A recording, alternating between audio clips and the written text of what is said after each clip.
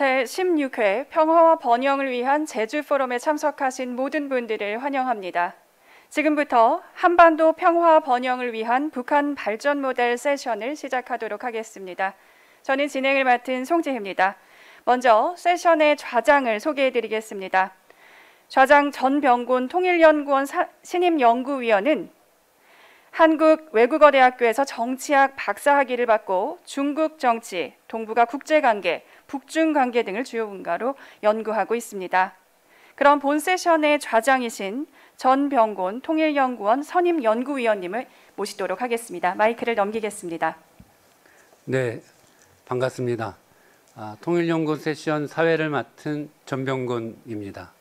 네, 이번 세션의 주제는 한반도 평화 번영을 위한 북한 발전 모델입니다.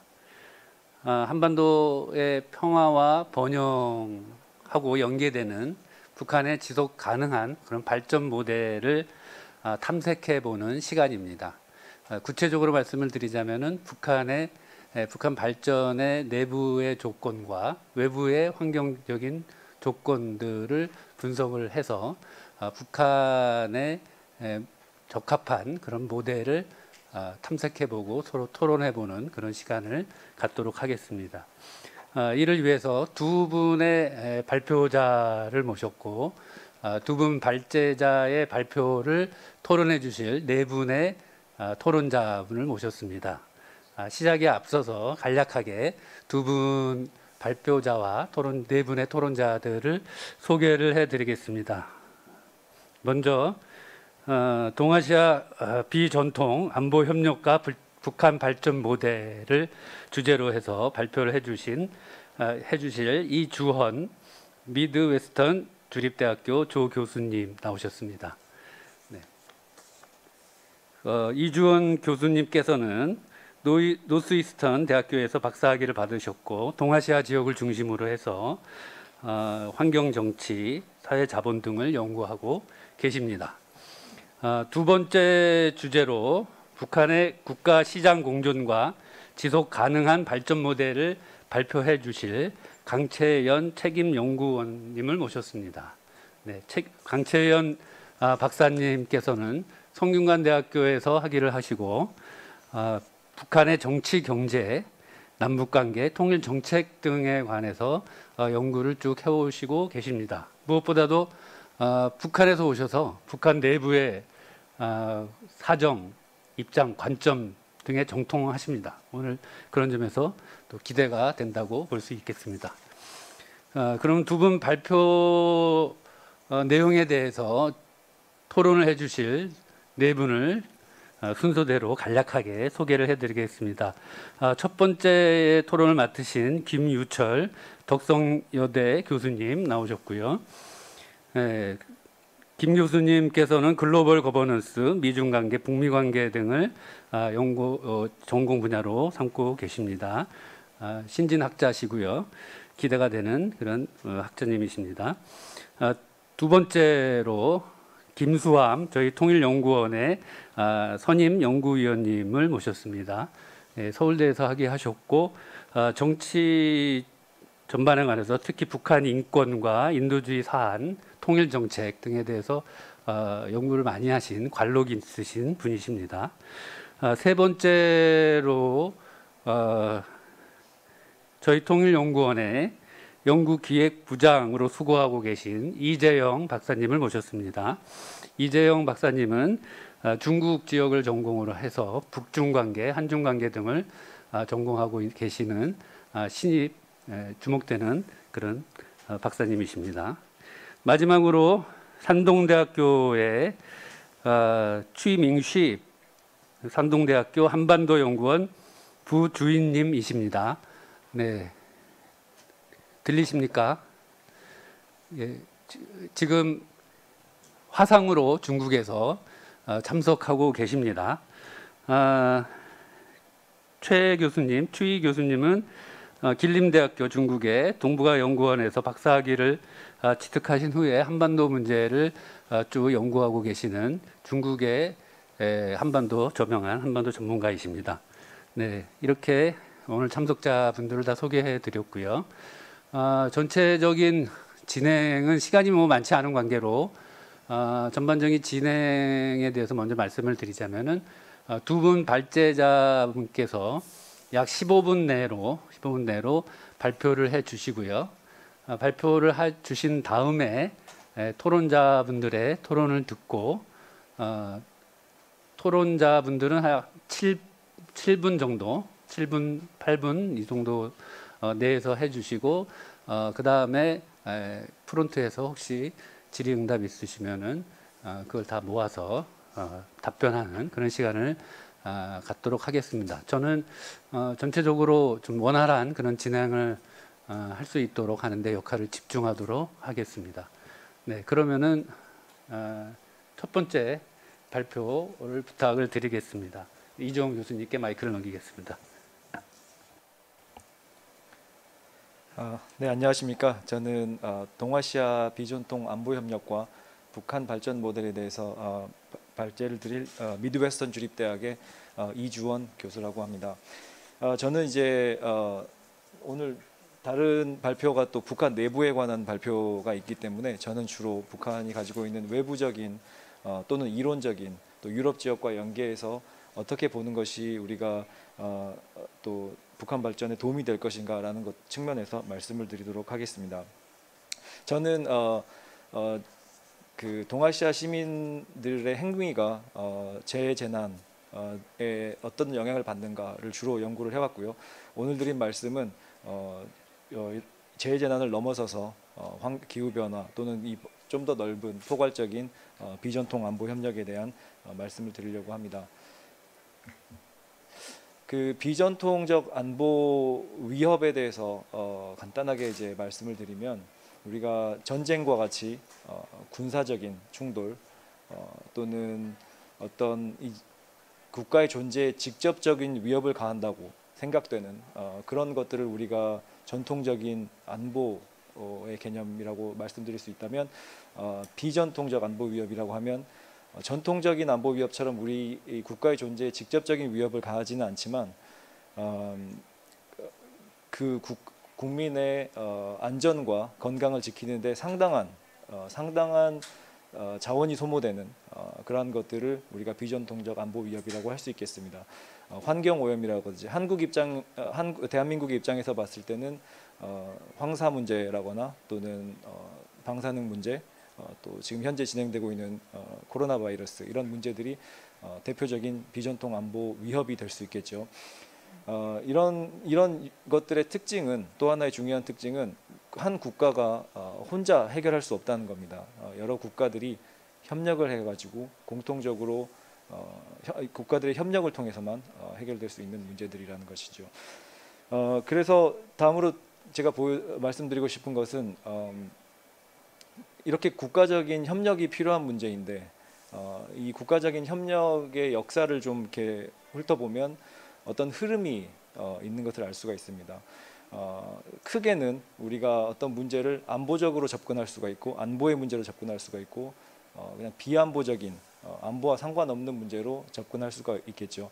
그래서 비안보적인 접근은 우리가 국제적인 규범이라거나 또는 지역적 정체성 또는 어떤 경제적 이익 이런 것들에 호소를 해서 협력을 진행하는 것인데요.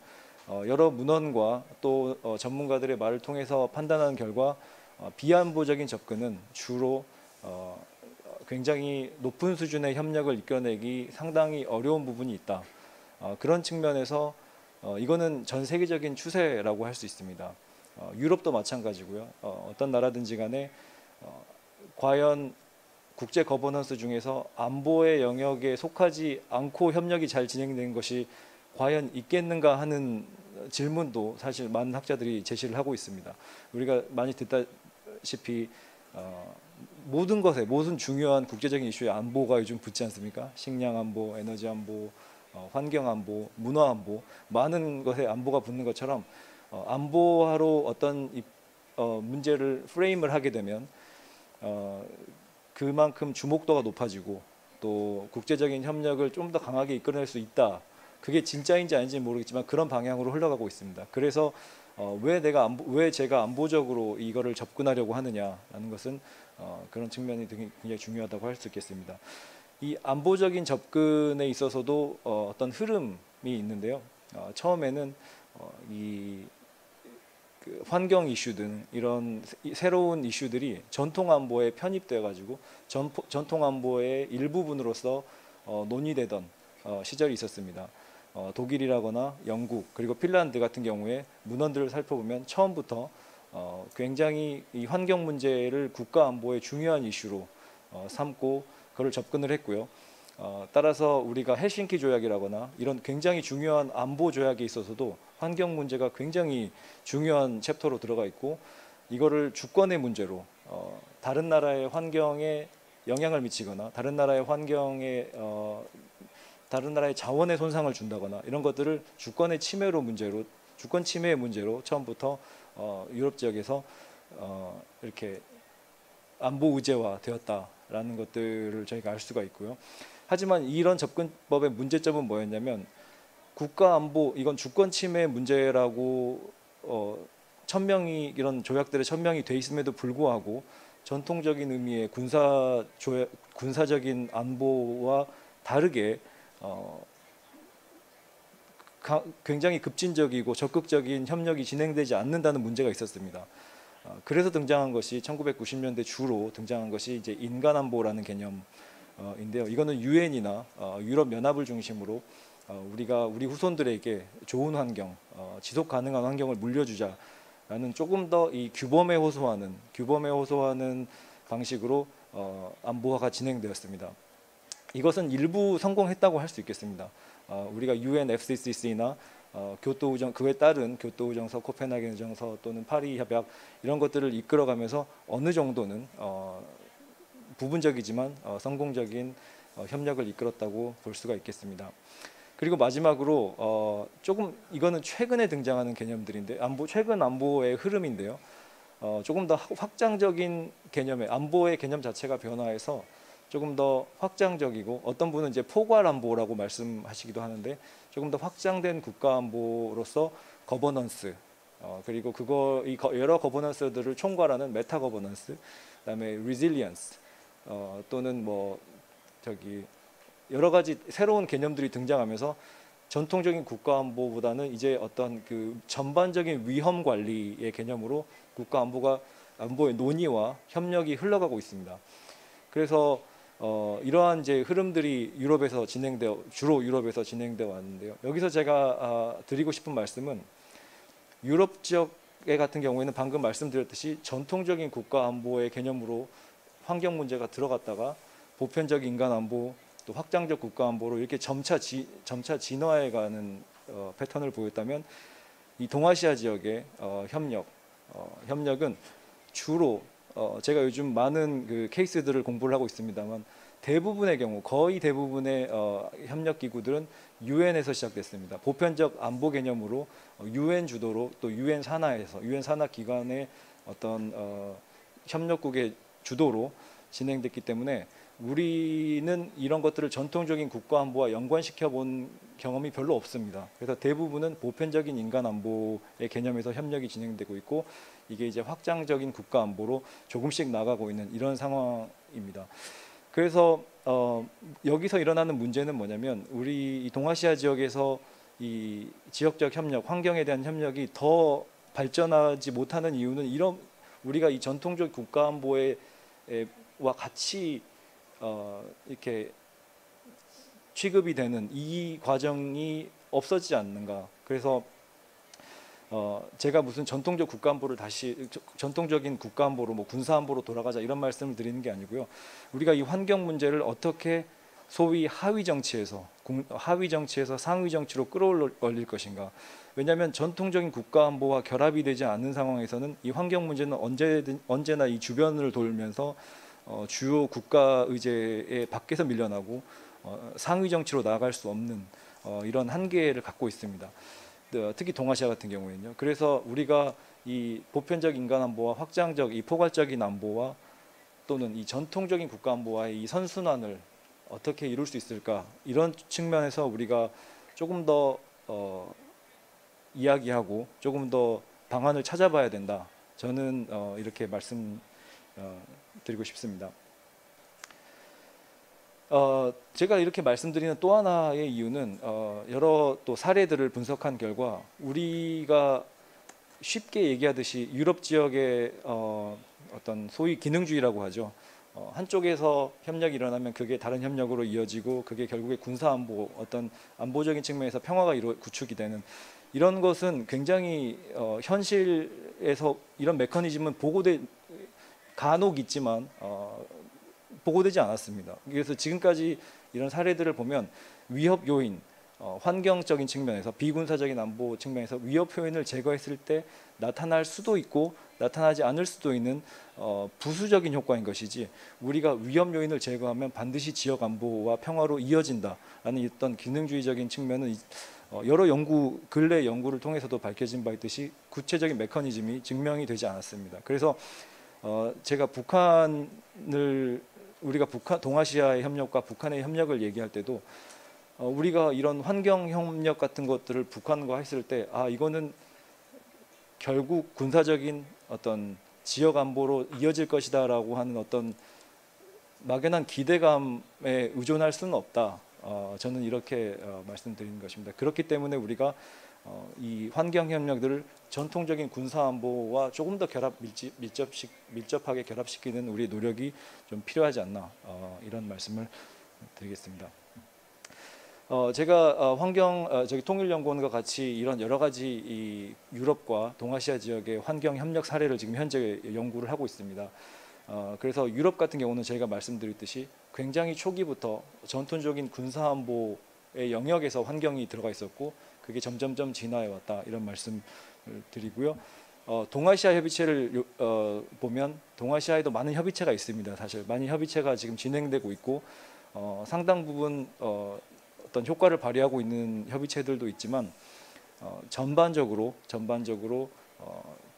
이 회원국 내에서 상위 정치로 올라가지 못하고 조금 주변부를 맴도는 이런 문제가 있다라는 말씀을 드리겠습니다.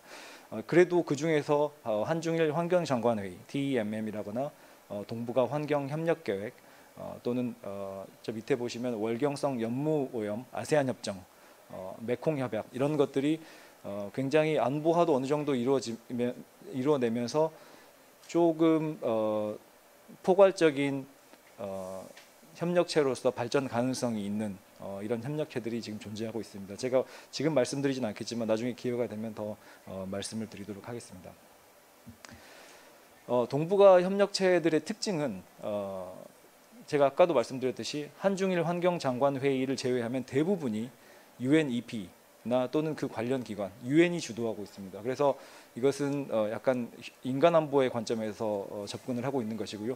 심지어 한중일 환경장관 회의조차도 UN 회의에서 발의된 것이기 때문에 UN의 영향력이 없다고 할 수는 없겠죠. 그래서 그렇고요. 그다음에 한국과 동북아 협력체들의 또 다른 특징은 법적 구속력이 없거나 굉장히 약합니다. 그리고 현재까지는 다자 협력보다는 어떤 문제가 생겼을 때 국가 대 국가 양자 협력으로 문제를 해결해 왔던 관례들이 있고요.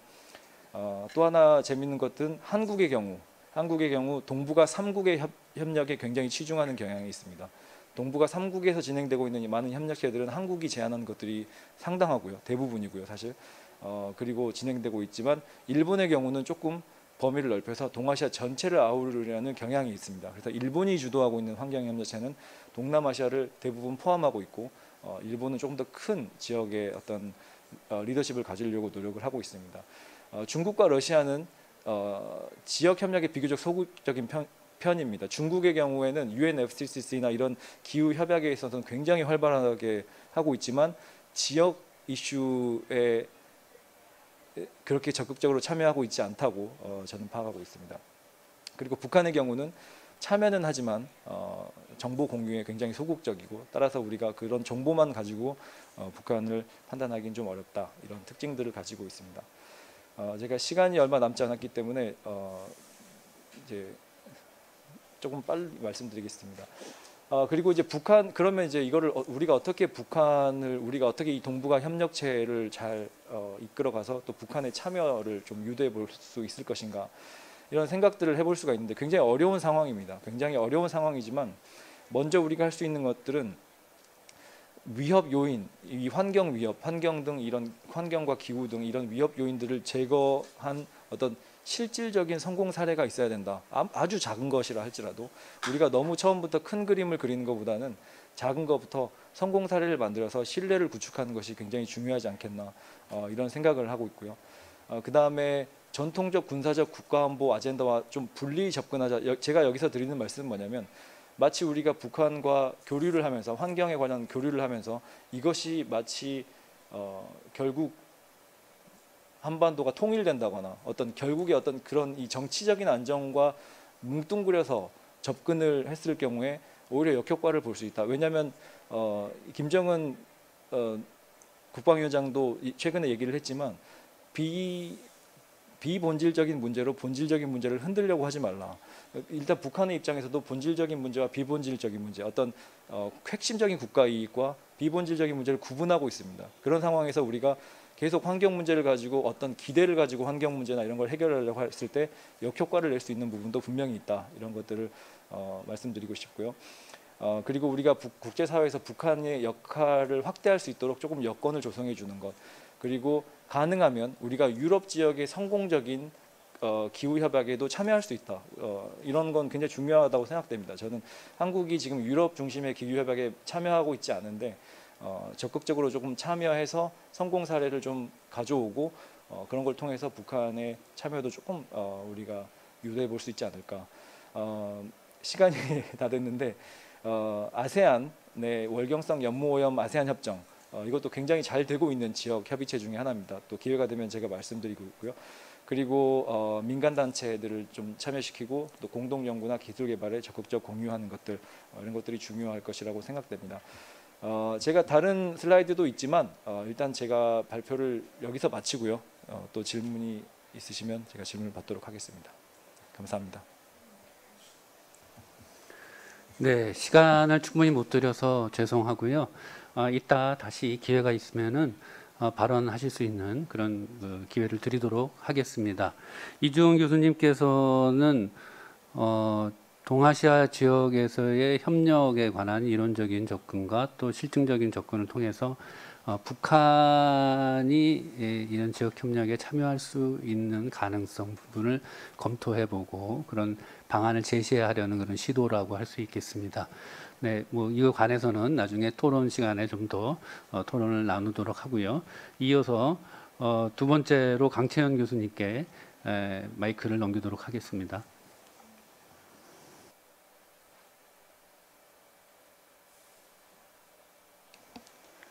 네, 안녕하세요. 강채연입니다. 저는 앞서 그 동아시아 비전통 안보 협력을 통해서 북한 발전 모델을 봤다면 지금은 그 북한이 지금 계획과 시장이라고 하는 국가와 시장이 공존하는 속에서 어떻게 그 지속 가능한 발전 모델을 우리가 한번 모색해 볼 수 있을까라는 그 생각을 가지고 이 주제를 연구하게 됐습니다. 그러니까 지금까지의 북한이 어떻게 하면 발전을 할 수 있을까라는 굉장히 많은 질문들을 해봤을 텐데요.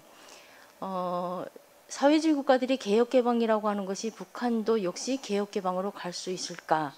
또 가야 한다, 아니다라고 하는 여러 의견들이 공존하는 속에서 우리가 그 흔적들을 따라서 하나하나 그 흔적들을 헤쳐봤을 때 부족한 것이 무엇이고 그들이 생각이 무엇인지 또 어떠한 노력을 했고 그 어떠한 변화가 있었고 현재 하려고 하는 그들이 생각이 무엇인지라는 것들을 좀 따라가면서 보려고 아마 노력을 했던 것 같습니다.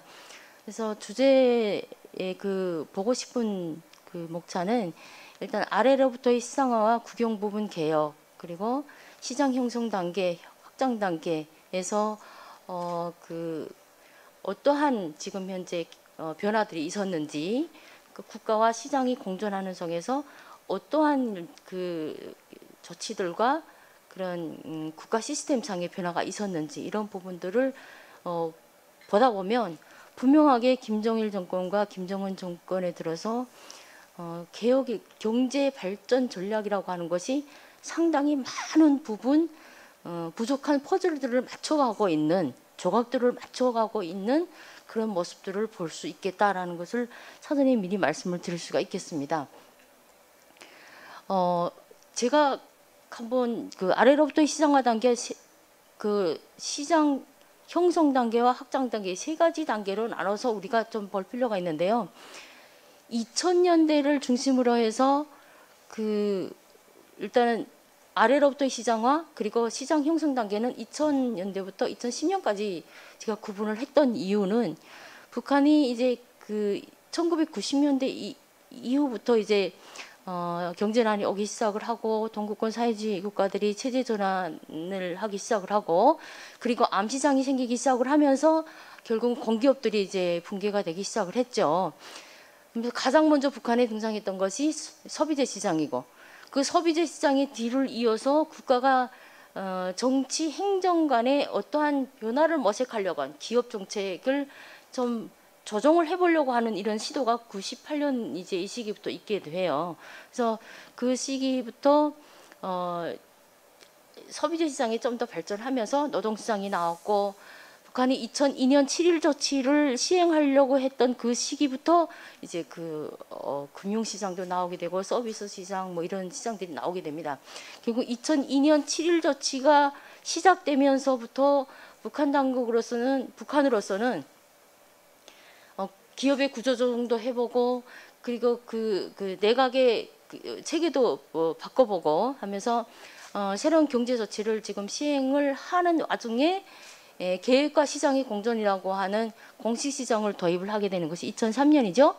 그러면서 결국은 국영기업도 살리면서 시장도 일부분 도입을 할 수 있는 즉 다시 말해서 전략 부분과 비전략 부분을 구분을 해서 전략 부분에는 그 계획화를 그대로 유지를 하되 강화하되 비전략 부분 경공업이나 농업 이런 부분 쪽에서는 그 시장 시스템을 받아들여서 조금 새로운 조치를 좀 해보자라고 했던 것이 시행착오의 과정을 거쳤던 것이 바로 2000년대 중반이라고 보시면 되겠죠. 그렇게 해서 공시시장을 도입을 했고 여러 시장들이 나오기 시작을 하니까 국가는 지금 하려고 했던 그 새로운 조치들이 어떠한 모순점을 가지고 있다는 것을 상당히 이제 인지를 하게 되는 결국은 시행착오를 거쳐가는 과정이 2000년대고 북한이 시장을 도입했던 것 자체가 잘못된 조치다라고 생각을 하면서 2005년, 4년, 5년 이때 시장을 옥죄하는 정책을 또 펴게 되고 그러면서 이제 2010년까지 흘러갑니다. 2010년에 들어서 북한이 다시 시장을 다시 부활해야 되겠다라고 국가 차원에서 시장을 허용하게 되는 그래서 2000부터 2010년까지는 시장 형성 단계로 봤고요. 그 이후 2010년부터는 김정은 정권의 후계 승계가 시작되는 시점이죠. 그래서 2010년 이후로는 김정은 정권에서 그 계획과 시장의 공존이라고 하는 것이 규범적 계획, 규범적인 계획화 이런 문제를 상당히 많이 강조하고 있고 그리고 2000년대에 시행하려고 했던 그런 경제 개혁 조치들의 부정적인 부분들, 모순적인 부분들을 상당히 많이 인지를 하고 수정하고 보다 확대하는 이런 정책들을 이제 과감하게 펼치게 됩니다. 그래서 적극적으로 그 중국이나 주변 국가들에서 그 많은 부분들을 계획과 시장이 공존할 수 있는 그런 부분들을 많이 그 전문가 집단들이 나와서 공부도 하게 되고 학습하는 단계를 거쳐서 지금 현재 상당히 많은 변화들을 지금 모색하고 있고 그런 변화들이 예측되고 있다라는 의미에서 제가 이 주제들을 단계적으로 연구를 하게 됐습니다. 자, 아래로부터의 시장 우선 90년대 이제 그 아래로부터의 시장화 단계에서 국영 부분에 그 따르는 어떠한 개혁이라든가 변화라든가 이런 부분들은 크게 북한에서 그 정부 국가 차원에서 크게 진행한 부분은 계획을 유지하려고 하다 보니까 농업 부분에서는 식량 생산이 증가가 돼야 되겠고, 그래서 농업 생산, 식량 생산을 증가시킬 수 있는 그런 그 방법을 모색하자라고 해서 96년도에 새로운 분조관리제를 도입을 하게 되는데, 중국에서 개혁개방 초기에 실시했던 새로운 분조관리제 그 방법과 거의 비슷한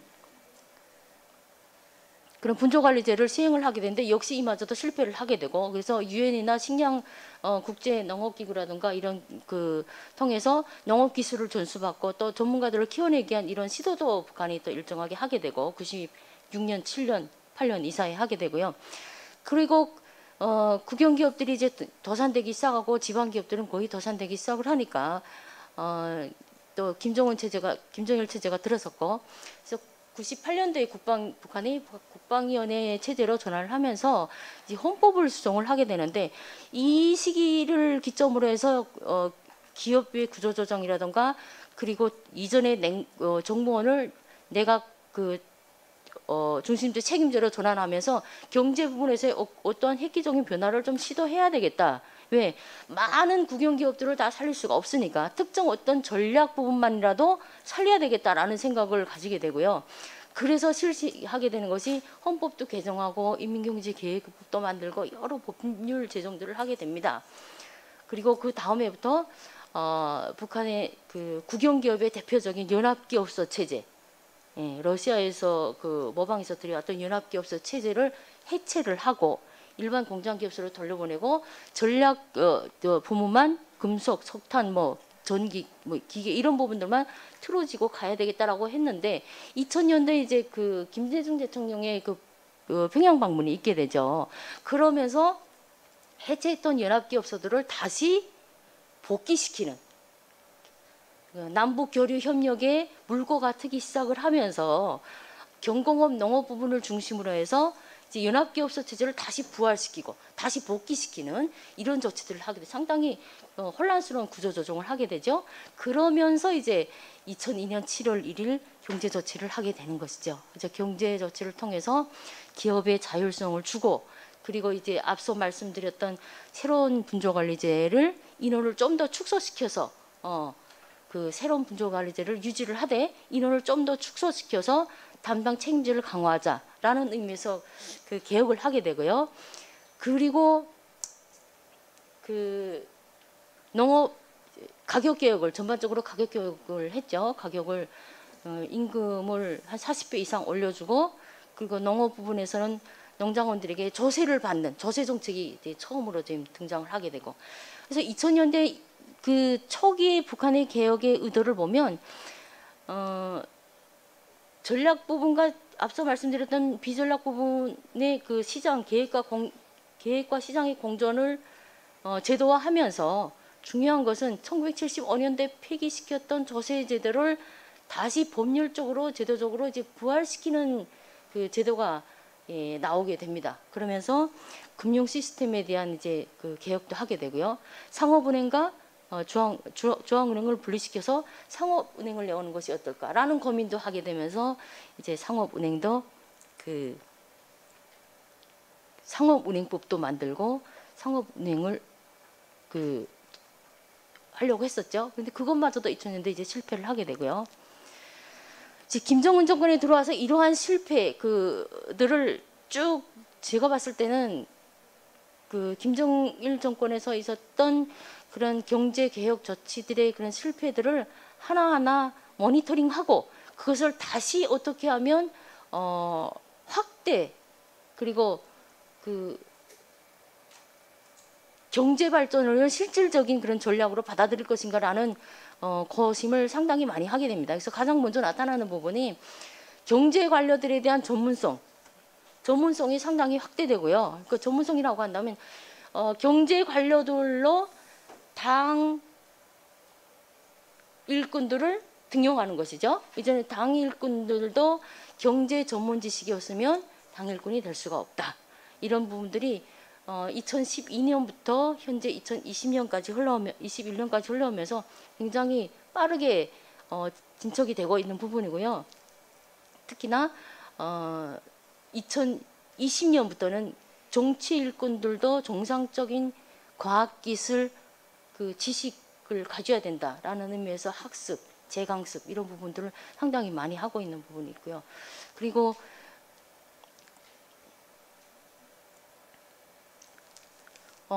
중요한 것은 또 분권화 정책이 좀 굉장히 가시화되고 있는 것이 김정은 정권에서의 특징이라고 볼 수가 있겠습니다. 그래서 중앙 지방 행정의 분리가 확실시 되고 있고요.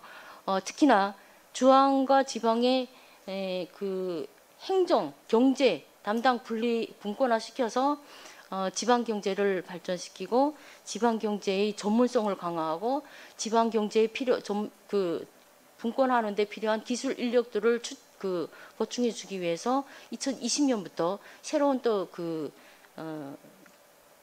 특성화고 정책도 실시를 하면서 지방 경제를 발전시키기 위한 그리고 분권화의 책임성을 강화시키기 위한 그런 행정, 과학기술 그리고 경제정책 이런 부분들을 계속 지금 새롭게 하고 있는 부분들이 지금 보이고 있습니다.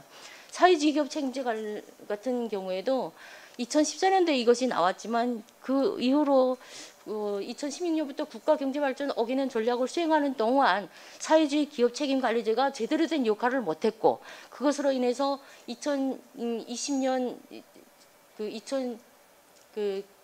김정은 국무위원장이 경제가 실패했다. 어기는 전략 실패했다라고 했던 이유도 내각 책임제 중심제를 강화하면서 그 규격화된 규범적인 계획화의 책임성을 가지고 사회주의 기업 책임관리제를 해셔야 하는데 그 사회주의 기업 책임관리제가 기업들이 수행해야 되는 전략적인 노선, 방침 이런 것들이 굉장히 혼선을 주다 보니까 제대로 시행되지 못하고 있어서 그 부분들도 올해 들어와서 새롭게 정비하고 보강하고 복원하는 이런 정책들을 펴고 있는 것으로 보입니다. 그래서 사회주의 기업 책임관리제는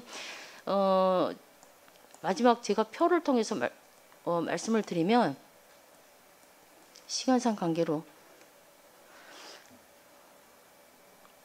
사회주의 기업 책임관리제나 김정은 정권에서 지금 하고 있는 포전 담당제, 그러니까 앞서 1990년대, 2000년대 했던 새로운 분조관리제에서 좀 더 축소시켜서 일정 부분의 포전을 가족 단위로 맡겨주고 거기에서 책임 농사를 지을 수 있도록끔 했던 중국의 1980년부터 86년 사이에 했던 그 농촌 부분 개혁이나 기업 부분 개혁들이 지금 현재 김정은 정권에서 고스란히 그대로 전수되고 있다라는 생각이 들고요. 시행되고 있다. 전수보다는 시행되고 있고요.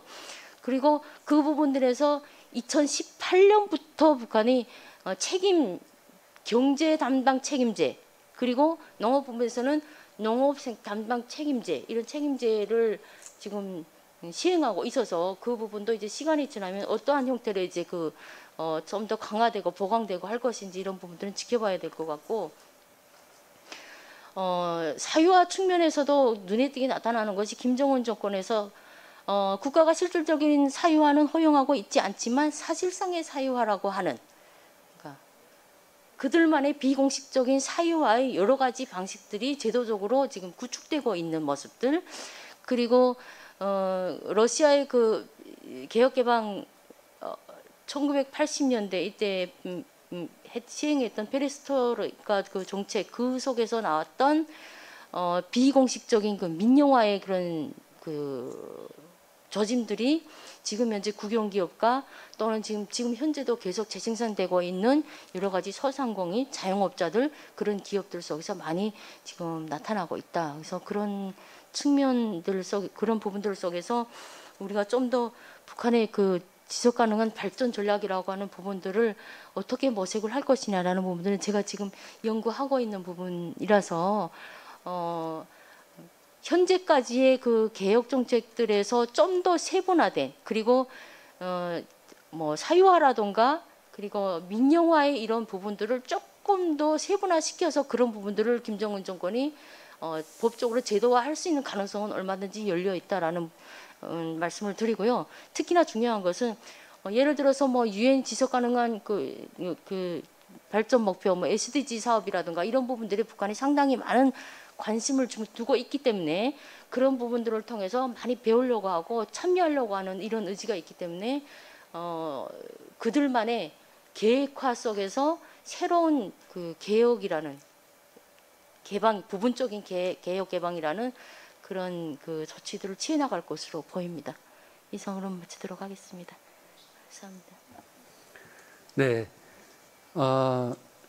강채연 박사님께서는 1990년대 이래로 북한 내부의 시장화 과정을 보시면서 그 과정에서 국가와 시장 관계의 거시적인 변천 과정을 설명을 해 주셨습니다. 워낙 큰 틀에서 하시다 보니까 시간이 충분치 않아서 어느 정도 시간을 좀 더 드리기는 했는데 나중에 훨씬 더 기회가 있으시면은 관련해서 설명을 해주시면 좋을 것 같고요. 그럼 두 분 발표를 이제 들었습니다. 두 분 발표에 대한 지정 토론자 분들의 토론을 시작하도록 하겠습니다. 순서대로 먼저 첫 번째 주제에 대해서는 김유철 교수님하고 김수함 박사님께서 토론을 해주시겠습니다. 네, 김유철 박사님께 마이크 넘기겠습니다. 네, 소개받은 김유철입니다. 먼저 두 분 박사님 발표 잘 들었고요. 저는 요청하신 역할상 그 이주원 교수님 발표 중심으로 토론을 하겠습니다. 뭐 필요한 경우에는 조금 부연 설명을 하고 제가 그 논점에 관해서 제가 생각하는 몇 가지 말씀을 드리고자 합니다.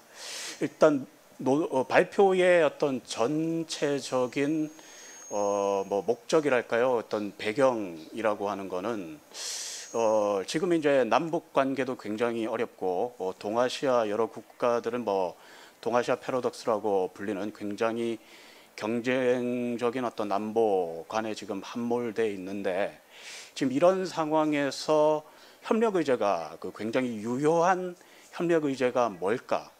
이 협력 의제를 어떤 담론을 통해서 구성을 해야 될까? 이러한 문제에 대해서 뭐 답을 하시는 발표라고 생각을 합니다. 뭐 결론적으로 말씀을 드리면은 지금 그 발표 주제는 환경 이슈를 안보화했을 때, 그 담론 구조를 안보화했을 때, 안보화라고 하는 거는 우리 비전통 이론, 특히 비전통 안보 이론, 특히 코펜하겐 그 학파의 그 핵심 주장인데요. 그 예전에 그 전통적인 탈냉전기 이전에 굉장히 어떤 전통적인 국가 안보 간에서 안보적인 이슈로 다뤄지지 않았던 뭐 베리 부장 같은 학자들은 이걸 뭐 전통적인 안보 그 국가 안보 하나, 군사 안보 하나, 그다음에 뭐 정치, 경제, 사회, 환경 뭐 이렇게 분류를 하기도 하는데요. 이런 비군사적인 안보 이슈를 안보 이슈 아젠다로 꺼내는 노력을 안보화라고 이야기를 합니다. 환경 아젠다를 안보 이슈로 접근을 했을 때 동북아 지역에서의 어떤 레짐 구축이 조금 더 용이해질 수 있지 않을까 하는 문제의식인 거고요. 우리가 먼저 특히나 이게 동아시아 3국 한중일이 먼저 환경에 관련된 레짐 구축을 뭐 하고 이후에 이제 북한이 참여할 수 있는 여지를 좀 우호적인 조건을 먼저 만들면 좋지 않을까. 이것에 대한 어떤 이론적인 검토를 하시는 발표라고 생각이 됩니다. 뭐 사실 근데 여기에 대해서는 뭐 조금 검토해야 될 부분이 굉장히 많고요. 저도 개연성으로서는 그것이 충분히 가능하고 또 긍부정적인 이 두 가지 선택, 그 판단의 두 가지 중에 하나를 선택하라고 한다면 당연히 안보화했을 때의 효과가 긍정적이라고 생각을 합니다. 그럼에도 불구하고 이론적으로는 검토를 해야 될 부분이 많이 있습니다. 뭐 일단은 이 굉장히 엄밀한 실증적인 연구에서 그 안보화의 효과를 검증한 연구는 사실 많지 않다고 생각이 되고요. 여러 가지 방법론적인 이슈가 있는데 저도 100% 여기에 대해서 그 방법론적인 엄밀성에 대해서 확신하는 쪽은 아닙니다. 뭐 그럼에도 불구하고 굉장히 많은 그 외교적인 플랫폼에서 이런 안보화의 노력이 이루어져 온 것은 사실입니다. 뭐 예를 들면 유엔 안전보장이사회에서 뭐 영국, 독일도 마찬가지고 최근에는 굉장히 일부 개발도상국들도 안보하고 그 환경 간의 어떤 넥서스에 관련된 의제를 다른 곳도 아니고 유엔 안전보장이사회에서 제기를 하는 경우가 많고요. 영국하고 미국 같은 경우에는 국내적인 차원에서의 안보 보고서, 국가안보 보고서 같은 곳에 기후변화를 안보 이슈로 박아 넣습니다. 그것을 명확하게 적시를 하는 것이죠. 뭐 이런 뭐 현실적인 그 정책적인 차원에서 사실 이미 이런 안보화가 일부 진행이 되고 있는 것이죠. 그런데 그렇다고 해서 이것이 어떤 그 국가 간의 레짐 구축에서 이게 조금 더 우호적인 그 어떤 그 환경을 제공하느냐, 이런 안보화 노력이, 거기에 대해서는 아주 명확한 실증적인 증거는 아직까지는 없다고 하는 것이죠. 그리고 이론적으로도 뭐 다니엘 드든이라든지 이런 학자들이 좀 비판하는 것 같은 포인트는 그 다른 비전통 안보, 뭐 예를 들면 사이버 안보 같은 경우에는 이게 안보 이슈구나 이렇게 인지할 만한 그 상징적인 사건들이 계속 일어난다는 것이죠. 뭐 디도스 공격이 뭐 테러 단체라든지 뭐 적성 국가들에 의해서 현실적으로 많이 일어나고, 그 결과로 이것이 담론 구조에서 그 국내 안보 정책의 담론 구조에서 당연히 안보 이슈로 편입이 되고, 또 정책적 대응 차원에서도 전통적인 그 군사 기구가 뭐 군 사이버 사령부 같은 것을 설립을 해가지고 그 조직적인 확장을 통해서 대응을 하는 이런 이슈 영역의 확장이 굉장히 자연스럽게 이루어졌는데, 그 환경 문제는 뭐 그런 거는 아니라는 것이죠. 그런 임계점을 넘는 그런 가시적인 안보 위협이 뭐 물론 굉장히 중요한 이슈입니다만은 그런 것은 충분하지 않다라는 그 견해도 뭐 있습니다. 뭐 이런 점들이 있는 거고요. 그리고 최근에는 그 너무 그 기후 변화 문제에 대한 사회적인 담론이 그 종말론적인 그런 이 굉장히 위기 이런 것을 지나치게 강조한다라는 이런 좀 비판도 존재를 합니다. 사실 뭐 이런 비판가들은 뭐 크게는 이게 그 합리적인 낙관주의라고 뭐 그 분류를 할 수가 있을 것 같은데요. 뭐 기후 변화 이슈가 물론 대단히 심각한 문제인데 그 적응에 관련된 여러 가지 환경 기술의 속도도 대단히 빠르기 때문에 훨씬 더 효율적인 재생에너지 기술이 발전하고 있고, 여러 가지 IPCC에서 내놓은 여러 가지 보고서에 뭐 여러 가지 그 기후변화 시나리오 같은 경우에도 반드시 뭐 4도씨가 넘어가는 이쪽으로 악화되는 경로가 아니고, 우리가 어떤 충분한 정책적 대응을 했을 때는 파리 협약이 목표로 하는 2도씨, 아무리 안 좋아도 3도씨 정도 이렇게 막을 수 있는 그런 게 아닌가라는 이 환경공학적인 연구를 또 강조하는 이런 그 관점도 있습니다. 최근에 베스트셀러가 된 마이클 슬램버거 같은 이런 저작들이 있고요.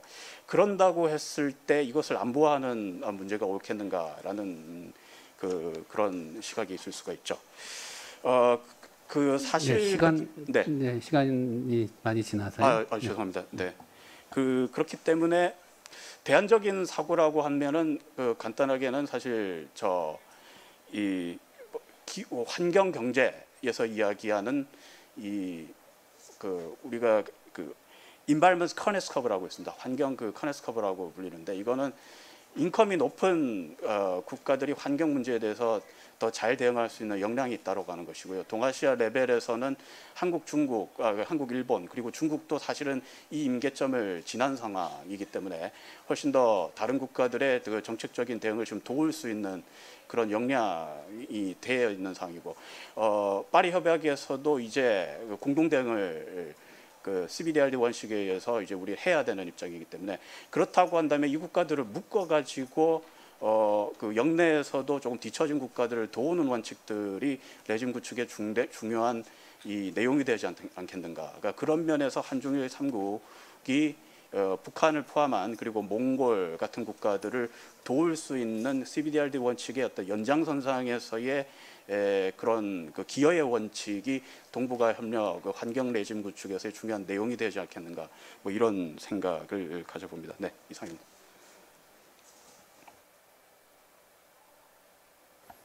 네, 시간을 좀 많지 않기 때문에 시간을 좀 7분 정도 드렸는데 엄격히 좀 지켜주셨으면 좋겠고요.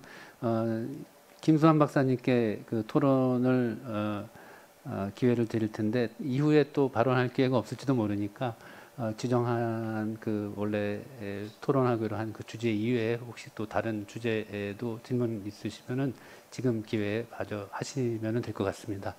네.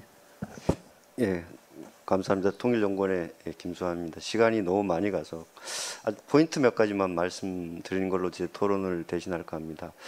그 이준 교수님께서 안보 개념의 확장 부분에 대해서 잘 설명을 해주셨고, 제가 볼 때는 안보의 핵심은 결국은 위협이 어떤 요인에서 발생하고 어떤 방식으로 위협이 오고 그 위협에서 어떻게 대응할 건가에 대해서 우리가 그 주로 익숙해 있던 부분은 이제 국가 중심의 군사 안보라고 할 수 있고, 이제 소위 이제 환경이나 아니면 이런 최근에 우리가 겪고 있는 코로나로 인한 어떤 그런 감염병에 의한 안보란 어떤 비정통 분야에서의 안보 개념이 확산되고 있는 부분에 대해서는 잘 설명해 주셨다 그러고, 이런 그 비전통 분야를 중심으로 한 그 안보 협력을 토대로 해서 북한 발전을 어떻게 연계시켜서 갈 수 있는가 하는 부분이 어떤 핵심이라고 생각을 하는데, 여전히 제가 개인적으로 이제 저도 IR을 한 입장에서 보면 동아시아 지역에서 이런 우리가 흔히 익숙해 있는 국가로부터 오는 군사적 위협에 대한 군사 안보가 압도하고 있는 동아시아 지역에서 이런 비전통 분야의 안보 협력의 어떤 기반을 어떻게 마련해 갈 것인가가 상당히 중요한 부분일 것 같아. 군사 안보의 어떤 그런 요소가 비전통 안보에 미치는 영향, 부정적 영향을 최소화할 수 있는 이런 고민들이 필요하지 않나 하는 생각이 들고, 그 핵심에 결국은 이 동아시아에 위치하고 있는 중국과 미국의 전략적 경쟁이 격화되고 있고, 이게 이제 군사 부분을 넘어서 상당히 가치 영역까지 확산되고 있는 상황이고, 그 부분이 이제 더구나 한반도의 현실을 보면 상당히 냉전적 요소에서 군사적인 안보가 압도하고 있다는 것이, 아까 우리 이 교수님이 잠깐 말씀하셨지만 본질 비본질 문제에 보면, 본질이라는 문제는 결국은 북한의 입장에서는 미국의 대북 적대시 정책이 철회돼야 되는 부분이고, 인도적 지원 이런 것은 그것이 해결된 다음에 협력할 수 있다는 거기 때문에, 한반도의 현실을 보면 군사안보라는 북한식의 본질적인 요소가 비전통 안보에 대한 그 선결 요건으로 되어 있다. 이 부분을 어떻게 해결할 것이냐 하는 것이 핵심 포인트가 될 수 있다 하는 겁니다. 다시 말씀드리면 군사안보 분야가 비전통 분야에 미치는 부정적 영향을 한반도에서 어떻게 극복할 것이냐 하는 것이고, 그 부분에서는 결국은 중국과 일본 속에서 결국은 이 교수께서도 설명하고 있지만 동북아 중심의 좁은 공간적 영역을 설정하고 있는 우리나라가 어떻게 그 소위 중국이나 일본이 다른 입장을 갖고 있는데 이 부분을 협력적 틀로 해서 유도해내고 그런 걸 기반으로 해서 북한이 비전통 안보에 나올 수 있도록 할 것이냐는 것이 핵심일 것 같습니다. 어쨌든 그래도 한반도에서는 비본질 문제가 선결 조건이 돼야지만 한다고 하지만, 북한이 여전히 이 소위 기후나 아니면 그 소위 보건 안보 분야에 취약하기 때문에 비전통 안보 분야에 대해서는 상당히 그 열려 있는 자세가 있기 때문에, 동아시아나 아세안을 포함한 소위 민간 트랙을 통한 국제 협력을 북한을 끌어내고 그 협력을 통해서 국가적인 협력으로 확산하는 여러 가지 모델, 이 교수가 제시한 그런 모델들을 우리가 고민할 필요는 있겠다 하는 것이고요. 또 하나는 이제 마지막으로 북한과 이게 비전통 안보 부분을 연결시킬 수 있는 부분은 아까 우리 강채연 박사도 잠깐 얘기했지만 그 소위 유럽 유엔에서 소위 총의로 모아진 SDG에 대해서 북한이 상당히 적극적이고 긍정적인데 다만 코로나로 인해서 NRR을 제출하지 못하고 있잖아요. 국가 검토 보고서를. 그런 걸 포함해서 소위 SDG의 비전통 안보 부분 요소가 상당히 내포되어 있기 때문에 이 SDG를 매개로 한 비전통 안보 분야의 협력 구축과 북한 발전을 연계해서 갈 수 있는 좀 요소들이 있지 않을까 하는 생각을 해보고요. 또 하나는 이런 부분에서 이제 북한이 결국은 이 비전통 안보 분야에서 우리 이 교수께서 얘기한 안보적 접근을 넘어선 비안보적 접근에서 가치, 규범, 정체성 이런 얘기를 하셨는데 실제로 보면 유엔 북한 팀과 소위 북한 당국이 이 합의한 스트래티직 프레임워크의 2017년, 2021을 보면 유엔이 가져가고 싶은 전략이 결국은 가치, 규범, 기준을 북한에 확산해서 이 협력을 가져가겠다는 거잖아요. 그게 북한이 어느 정도 공감을 했고 그런 부분에서 보면 소위 비야 전통 특히 제가 주목하고 있는 부분은 안보적 관점으로 분류했던 인간 안보 뭐 그중에서 환경 안보든 뭐 식량 안보든 보건 안보든 인간 안보를 중심으로 한 비전통 분야의 안보를 중심으로 해서 협력은 가져갈 수 있겠다 하는 거고요. 다만 그럼에도 불구하고 남북이 직접 협력하는 데 있어서는 지금 아까 제가 처음에 말씀드린 본질적 요소로서의 대북 적대시 정책 부분에 일정적인 해소의 국면이 가야 이런 비전통 안보 분야의 어떤 해결의 기반이 오는데 한반도를 넘어서서 보면 우리가 할 수 있는 또 역할들이 국가 중심적인 영역을 넘어서서 할 수 있는 영역이 많기 때문에 그 부분에 대해서 좀 우리가 주목을 하고 가야 되지 않을까 하는 거고요. 시간이 많지 않기 때문에 마지막 하나 짤막하게 제 영역은 아니지만 아까 이제 사회주의 기업 책임관리제의 부분은 잠깐 말씀을 하셔서 이제 그 궁금증은 해소가 됐는데 소위 농업 부분에서 보존 담당 책임제 요소가 들어와서 작업반에서 분조에서 포존으로 쪼개져 나가는 중국식 일정 부분의 농업 계획이 들어왔는데 이게 소위 국가 계획과 시장에 공존하는 상황 속에서 이런 포존 담당 책임 관리제가 상당한 자율성을 부여하고 시장적 요소를 도입할 수 있도록 규정했음에도 불구하고 하부 단위에서 제대로 작동되지 않는 요소는 뭐라고 생각하는지 강 박사님께 짤막하게 질문하면서 제 토론을 마치도록 하겠습니다. 네, 감사드립니다. 바로 이어서 시간이 별로 없습니다. 바로 이어서 이재영 박사님께 부탁을 드리겠습니다.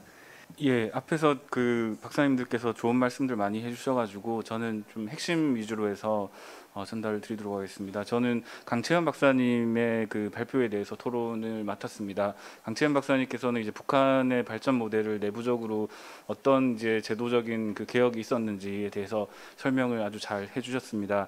그래서 제가 이 부분에 대해서 의문이 드는 것은 이제 저는 아무래도 이제 중국 전공이기 때문에 중국과 이제 비교를 할 수밖에 없는데 결국은 이러한 그 개혁들을 이제 제도적인 그 이제 개혁들을 해 나가는데 과연 이제 추진 세력들이 있는지, 그러니까 이런 개혁이 처음에는 이제 도입이 되고 이것이 어느 정도 하다가 지지부진해진다든지 아니면 실패한다든지 이런 실패 과정에서도 이 개혁을 끝까지 밀고 나갈 수 있는 그런 과연 북한의 그런 개혁 세력이 있는지 거기에 대해서 조금 의문 좀 이렇게 궁금합니다. 그래서 김정은 같은 경우는 과연 그러면 그 중국에서 이제 개혁 개방을 시작했던 덩샤오핑과 같이 그런 어떤 개혁에 대한 분명한 생각을 가지고 그런 청사진을 가지고 과연 북한을 이제 이끌어 나갈 그런 어떤 생각이 있는 건지 그런 부분들이 더 중요하지 않나 그런 생각이 좀 들었습니다.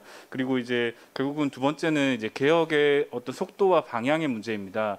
결국 저희 동구권, 동구 유럽이라든지 아니면 중앙아시아라든지 이런 국가들에서 결국은 이제 워싱턴 컨센서스를 받아들여서 빅뱅식의 어떤 급진적인 개혁을 해서 성공한 측면도 있었지만 좀 약간 실패한 이후에 이제 그 전환기 침체를 겪었던 그런 사례들도 많이 있습니다.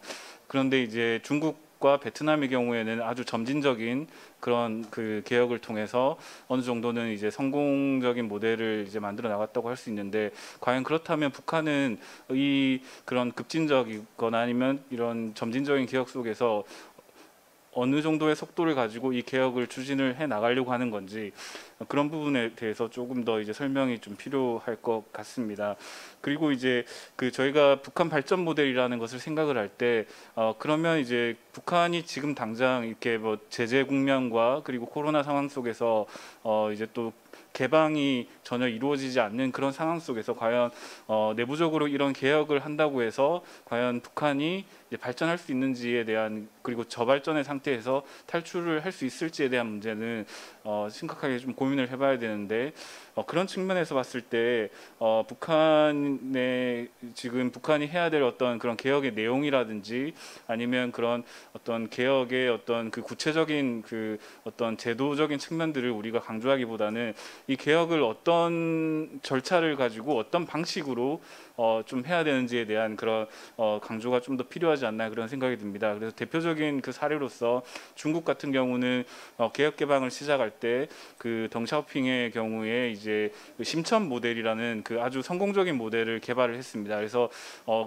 그 중국의 어떤 전체적인 그런 그 개혁을 시도하기보다는 그 심천이라는 아주 그 작은 지역, 그리고 그 아주 그 농촌 지역, 그리고 아주 낙후된 지역을 먼저 개발을 하고, 그리고 그 심천 모델을 발전시키고, 그 심천이 이제 성공한 케이스라고 이제 좀 더 나중에 이제 평가를 받았을 때 그러한 모델들이 다른 지역에까지 좀 확산되는 그런 측면들이 있었습니다. 그래서 제가 생각하기에는 북한도 아직까지 이런 심천 모델에 해당하는 그런 성공적인 그런 어떤 개혁 개방의 모델이 있는지, 물론 우리가 봤을 때 이제 개성공단이나 이런 부분들을 좀 더 개발을 해서 남북 협력과 이런 것들을 연계를 해서 성공적인 모델로 키우고 싶겠지만, 그런 부분에서 지금 조건이 안 된다면 과연 어떤 그 성공적인 케이스를 통해서 이런 모델을 개발할 수 있는지에 대해서 조금 고민이 필요할 것 같습니다.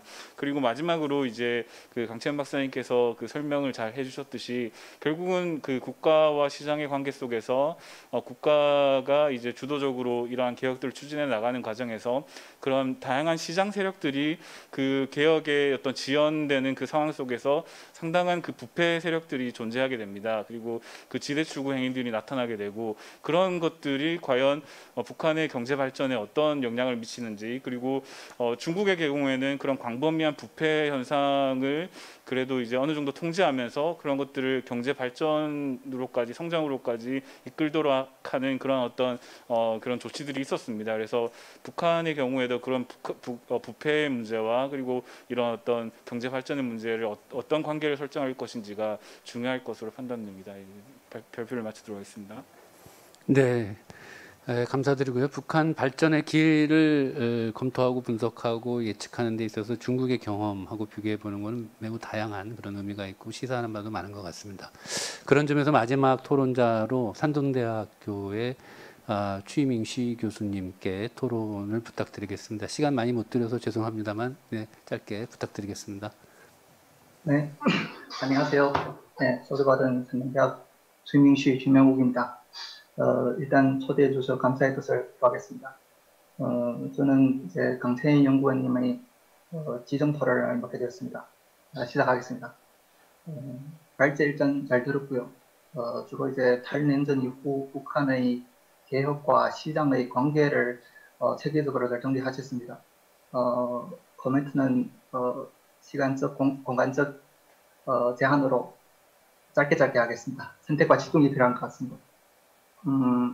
일단 발제에서 보면 국가와 시장 간의 공존, 공진이라는 개념으로 이제 북한의 지속 가능한 발전 모델을 모색하는 것을 주된 목적으로 하고 있는 것 같습니다.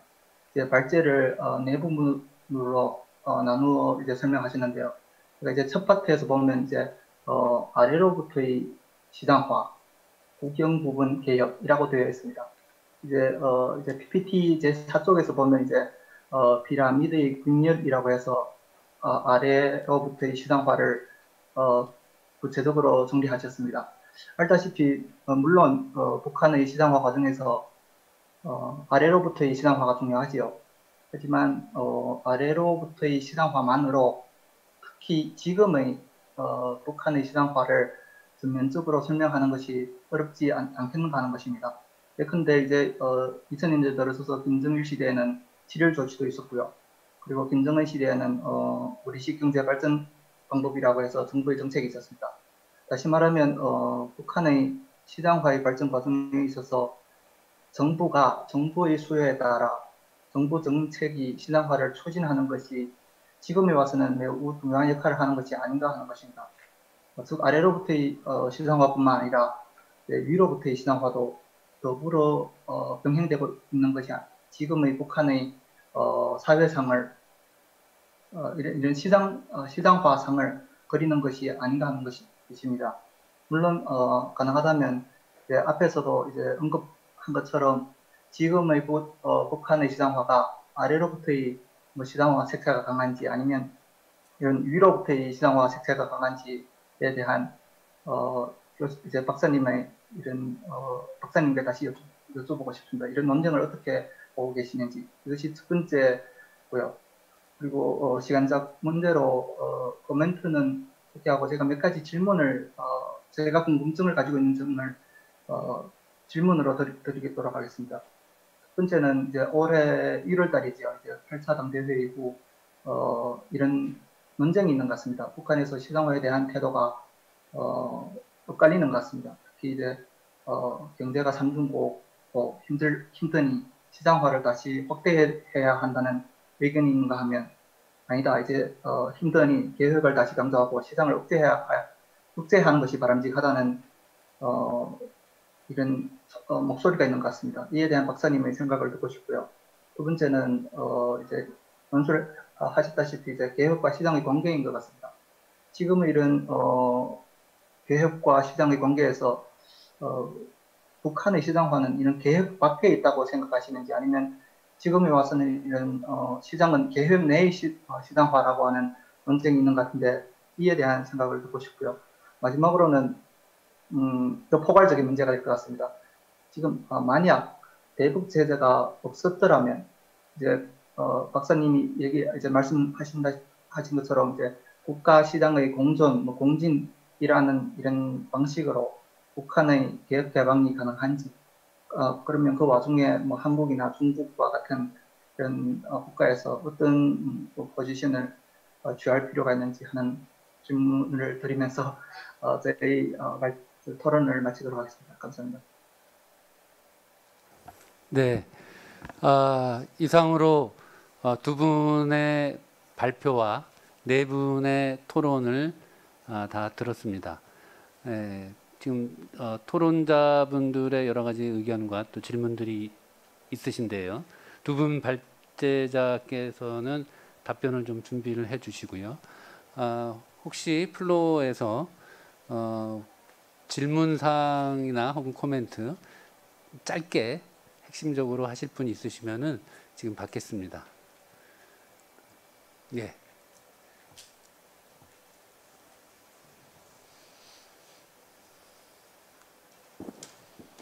네, 감사합니다. 제주평화연구원의 이매용입니다. 예, 강채연 박사님께 간단하게 질문드리고 싶은데 지금 제가 이제 박사님 발표를 통해 듣기에는 북한이 상당히 이제 시장화의 길로 가고 개혁 개방의 길도 어느 정도는 진행이 되고 있다고 판단하시는 것 같은데 북한이 지금 걷고 있는 이게 그러니까 다시 돌아가지 않을 정도, 그러니까 비가역적인 방향으로 다시는 자립갱생으로 돌아가지 않고 이 개혁 개방으로 가는 길이 어느 정도 현재 이르렀는지 북한이 현재 추구하고 있는 개혁 개방의 그 도정에서 어느 정도에 이르렀다고 생각하시는지 그게 좀 개인적으로 궁금하고요. 또 추가적으로 약한 정치의 근본적인 문제가 그게 군부 개입에 의한 건지 그러면 내각 책임제가 강화되면서 이 군부의 개입이 줄어들고 이게 이제 정치 행정 문제에서 관료제가 강화되면서 이제 이게 북한의 개혁 개방에 도움이 될 수 있는 그런 가능성들이 존재하는 건지 네, 그 두 가지 질문 드리고 싶습니다. 네, 시간이 많지 않아서 또 혹시 뭐 있으신가요? 없으시면은 답변을 듣는 걸로 하고 답변은 이제 거꾸로 강채연 박사님께서 먼저 해주시고요. 3분 정도 시간을 사용해 주셨으면 좋겠습니다. 네. 제가 3분 동안 지금 대략 한 6가지 추려서 6가지 질문을 답을 해야 될 것 같은데 간략하게 말씀을 드리도록 하겠습니다. 일단 저도 거꾸로 가도록 하겠습니다. 개혁개방, 북한이 개혁개방으로 가고 있냐 아니면 자력갱생을 포기했냐라는 얘기에서는 분명한 것은 개혁개방은 아니고 자력갱생으로 자력정책으로서 우리만의 새로운 경제개혁을 하자라는 것이 정답이라고 보시면 될 것 같습니다. 근데 그러한 우리식의 경제개혁이라고 하는 것이 어떻게 보면 전문가 집단들이 계속 해외에서 이 김정은 정권에 들어서는 학습 효과들이 상당히 많이 나타나고 있거든요. 학습을 지금도 하고 있고 시간상 짧기 때문에 부분별로 다 말씀을 드릴 수는 없겠지만 그걸 통해서 중국이나 또 싱가포르나 베트남이나 여기서 필요한 부분들을 아주 잘 데려가고 있다라고 보시면 되겠습니다. 그래서 저는 올해 2021년 8차 당대회를 계기로 이제 앞으로의 그 방향성을 보면 아마 우리 연구하시는 분들은 상당히 재미있는 결과들을 기대하셔도 될 것 같은 그 부분들은 시간이 되시면 나중에 따로 그리고 약한 정치 군부 개입이냐 이런 부분은 당연히 군부가 개입하는 부분이 있겠죠. 관료의 지대 추구 문제도 그런 그 측면에서 나오는 문제고요. 그래서 바로 중요한 것이 유럽이나 중국이나 다른 국가들의 개혁 개방과 거의 비슷하면서도 다른 부분이 굉장히 적은 인원수의 굉장히 많은 통제 인력들이 투입돼 있다라는 것이 문제거든요. 그러니까 지대를 추구하는 그 추구자들이 너무 많으면 그 통제와 경제와 이익의 관계에서 너무 상대적으로 너무 이게 절대적인 기준에서 많아지면 비정상적인 거기에서 새로운 개혁을 가져올 수 있는 집단들이 나오기가 어려운 구조라고 보시면 되겠죠. 그래서 그런 부분들 때문에 저는 김정은 정권이 확실하게 2010년 이후로는 뭔가 우리는 우리만의 외부에서 볼 때는 개혁이라고 볼 수가 있겠지만 우리만의 개혁을 해야 되겠다라고 계속 지금 법률적으로 결국 시장경제 제도에 필요한 법률적인 제도들은 다 갖추고 있거든요. 지금 김정은 정권에서 경제, 금융개혁, 재정개혁, 조세 정책, 조세 법률, 그리고 기업 정책, 소유권 관련된 이런 재산권 관련된 법률들 상당히 많은 시장 경제 체제 하에서만 전속할 수 있는 그런 법률들을 다 지금 제정을 했기 때문에 분명한 것은 나중에는 개혁 개방으로 가겠죠. 그 시기가 언제일지는 몰라도 현재는 당연히 아니라는 것. 그래서 그런 부분들이 앞으로는 조금씩 축소될 수 있겠다라는 저는 예측을 합니다. 그런 물리적인 기구들이 법률적인 중국처럼 반부패 무슨 기구가 있었죠. 개혁 개방하던 그 시기에 그것처럼 지금 북한이 경제성을 강조하고 지식을 강조하고 당일군들도 내가 혁명 열사고 자녀라고 해서 내가 당일군이 될 수 있는 게 아니에요. 지금 바뀝니다. 지방당도 바뀌고 중앙이 바뀌니까 지방당이 바뀌어요. 이 얘기는 뭐냐면 분권화해서 각 지방들은 자체로 살아갈 수 있는 관료와 지식과 경제적인 토대와 이걸 다 갖춰라. 지금 그 방향으로 나가고 있기 때문에 적지 않아도 이제 한 3, 4년 정도면 재밌는 결과들을 계속 우리가 좀 추적해 나가야 되지 않겠냐라는 생각을 하고 있고요. 그래서 중국 이제 발전 그 모델 측면에서는 중국과 비교를 해봤을 때 분명 중국은 또 농촌에서의 개혁을 시작으로 도시 개혁을 했고 그리고 특구 정책을 통해서 대를 개방을 시켰고 거기에서 이제 일정 정도의 경험을 쌓은 걸 가지고 법률 우리는 사회주의 시장 경제다라는 헌법으로까지 가는 제도안 이런 과정을 거쳤죠. 북한과 중국의 차이점을 명확하게 말씀을 드린다면 북한은 시장화가 도시에서 농촌으로 옮겨가는 그러다 보니까 도시는 그러지 않아도 그 농촌보다 조금 발전된 지역이고 그러한 발전된 지역에서 시장화가 농촌으로 이전되다 보니까 농촌은 지금 현재 시장화가 시작돼서 한 30년이 흘러도 농촌의 시장화는 개혁은 그 그 경제도치는 도시를 따라갈 수밖에 없는 기업을 아직도 쫓아갈 수밖에 없는 그런 구조라고 보시면 되겠고요. 그래서 김정은 정권에서도 자 포전 담당제로 우리가 농촌 개혁을 좀 하려고 했고 사회주의 기업 책임관리제로 해서 기업의 자율성, 경영의 자율성, 계획도 이제는 기업에서 중앙에서 관여하지 않더라도 지방 기업 자체로 계획도 세우고 중앙의 비준만 받으면 되는 바뀌었죠. 수직적 위계 질서가 이제는 밑에서 기업에서 그 중앙기관을 통해서 이제 그 국가의 비준만 받으면 되는 이런 가격 자율성, 경영의 자율성 이런 관련되는 한 12가지 권한을 또 부여를 해줬고 자 그러면 지금 이제 한 가지 중국과 비교했을 때 부족한 부분은 뭐죠? 경제 특구 부분이죠. 그래서 김정은 정권에서 그 시작했던 부분이 경제개발지대 정책을 시작했죠. 2013년부터 하나, 둘, 셋, 넷, 27개를 2017년까지 이 경제개발지대를 그 제시를 했고 그 뭐 투자 부분이 제대로 해결되지 않다 보니까 2018년에 다시 조정을 하는. 하지만 그 김정은 정권에서 하려고 하는 경제개발구 정책이 중국과 비교를 한다면 또 다른 차이점은 법률적으로 보면 그 광의의 경제개발지대지만 실질 공간구조상에 들어가 놓고 보면 협의의 경제개발지, 경제특구 정책이다. 이런 측면에서 좀 멋은 있고요. 포전 담당제 같은 경우에는 중국과 다른 것이 포전 담당제 책임 권한을 부여해 줬지만 생산 담당 책임제 그리고 가족 단위 4명, 5명, 6명이 하나의 포전을 주면 농사를 지어서 계획을 수행하고 그 생산물 자체 판매도 하고 이런 권한을 주어졌지만 이게 현장에서 제대로 시행이 되지 않고 있는 부분이 중국과 다른 부분이 또 나타나거든요. 12가지의 여기 뭐죠? 9가지의 계획을 부과를 해 줬기 때문에 그 9가지 계획이 뭐죠?